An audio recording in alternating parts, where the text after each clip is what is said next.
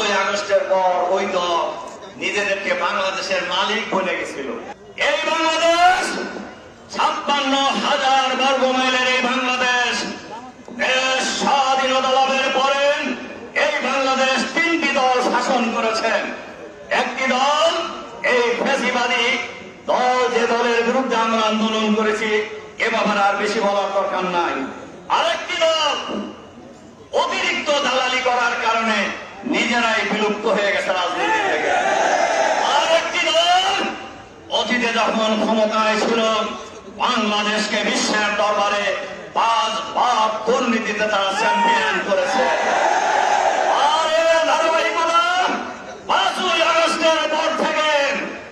চান্দাবাজি থেকে শুরু করে বালু খাওয়া, পাথর খাওয়া শেষ করেছে। বাংলাদেশের মানচিত্র খাওয়ার ষড়যন্ত্রে নিয়োজিত হয়েছে। বাংলাদেশের মানুষ ইতিমধ্যে আর একটা কথা আমি বলি বক্তৃতায়, 5ই আগস্টের পর ওই দল নিজেদেরকে বাংলাদেশের মালিক বলে গেছিল। কিন্তু বাংলাদেশের মানুষ যে আগের জায়গায় নাই এটা টের পায় না।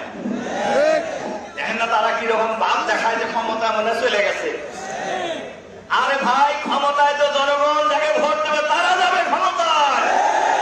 আপনারা ইতিমধ্যেই টের পান নাই?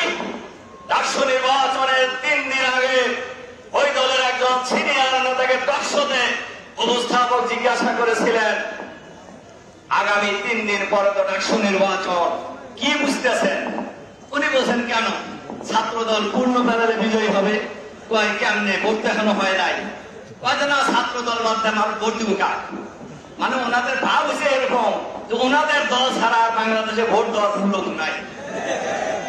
গত 9ই সেপ্টেম্বর ঢাকা বিশ্ববিদ্যালয় রাজ্যের অক্সফোর্ড বলে খ্যাত, বাংলাদেশের 2য় পার্লামেন্ট বলে খ্যাত ডাকসু নির্বাচনে সকল দল মিলে যে ভোট পেয়েছে, ইসলামী ছাত্র শিবির 1000 চেয়ে বেশি ভোট পেয়ে বিজয়ী হয়েছে।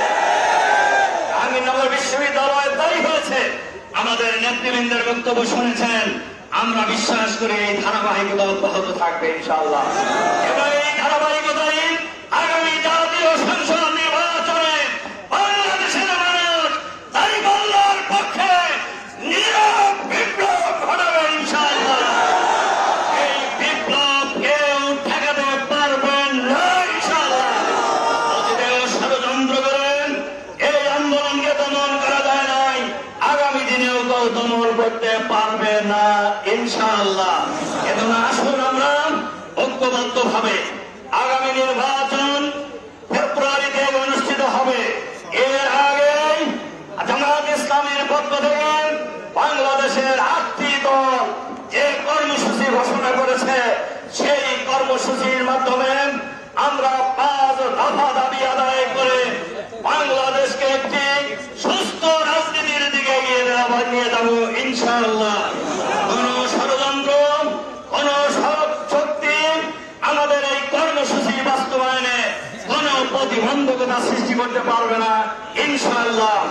এই দেশ কোন কারো ব্যক্তির বাবার দেশ নয়, এই দেশ কোন পরিবারের দেশ নয়, এই দেশ বাংলাদেশের 18 কোটি মানুষের দেশ। এই দেশ কিভাবে পরিচালিত হবে এই সিদ্ধান্ত নেবে আগামী দিনে বাংলাদেশের জনগণ ইনশাআল্লাহ। আসুন আমরা ঐক্যবদ্ধ হবে এই দেশকে সামনে এগিয়ে নিয়ে যাওয়ার জন্য আমরা একটি চাঁদাবাজ মুক্ত